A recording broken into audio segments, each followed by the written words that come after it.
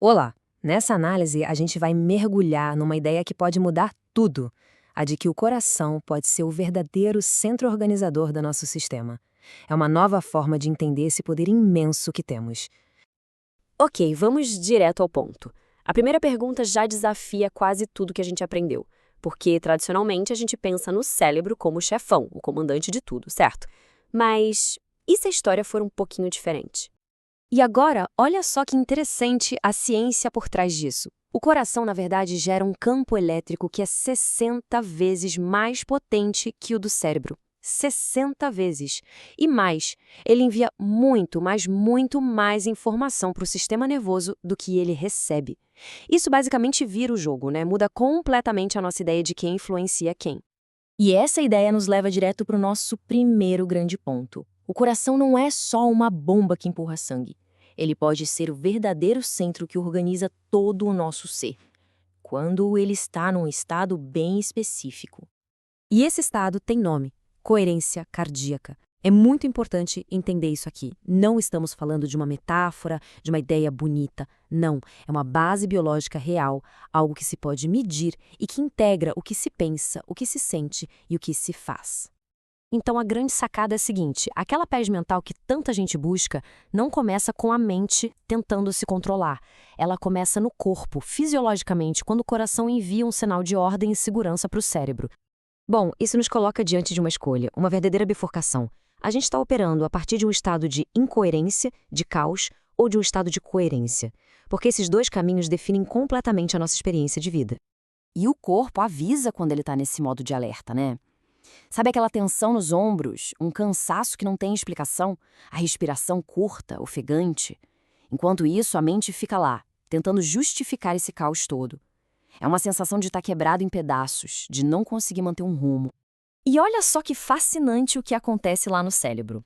Na incoerência, é a amígdala, o nosso centro do medo, que toma conta.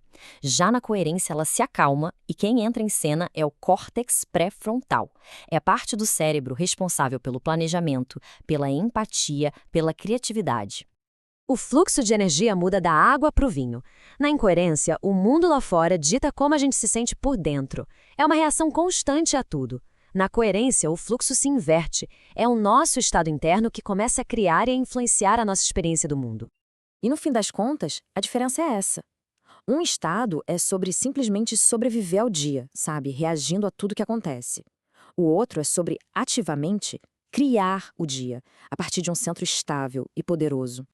Tá, mas como é que essa transformação interna acontece? Não é mágica, é pura biologia. Existem mecanismos científicos bem profundos que permitem essa reorganização toda. Basicamente, são três pilares. O primeiro é a neuroplasticidade. O cérebro, literalmente, se reconstrói com base no estado interno que a gente sustenta. O segundo, a epigenética. As emoções coerentes podem sim influenciar quais genes do nosso corpo são ativados ou desativados. E terceiro, a autorregulação, que é essa capacidade de gerenciar de forma consciente o próprio estado emocional. E com essa capacidade de se reorganizar, uma coisa fundamental muda: a maneira como se percebe a realidade. A gente tende a achar que a percepção é algo que só acontece, né? Que a gente só vê o mundo. Mas não é bem assim. Ela é moldada, filtrada pelo nosso estado biológico e emocional do momento. A gente não vê o mundo como ele é, mas sim como a gente está. E aqui estão os dois filtros em ação.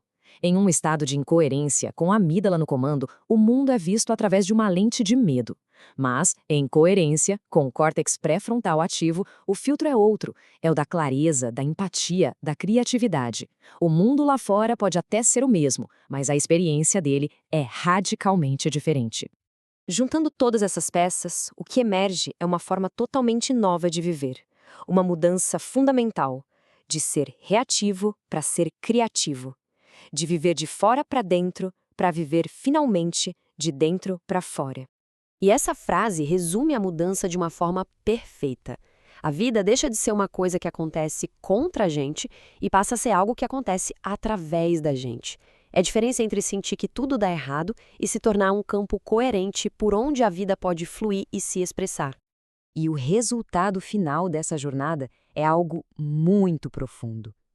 É quando se para de gastar uma energia absurda tentando caber em moldes, em expectativas, e se começa a existir a partir da própria essência, do próprio centro.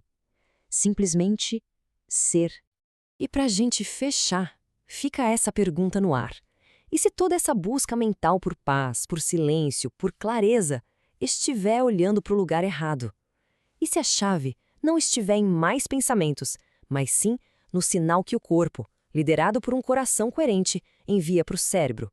É algo para se pensar, não é mesmo?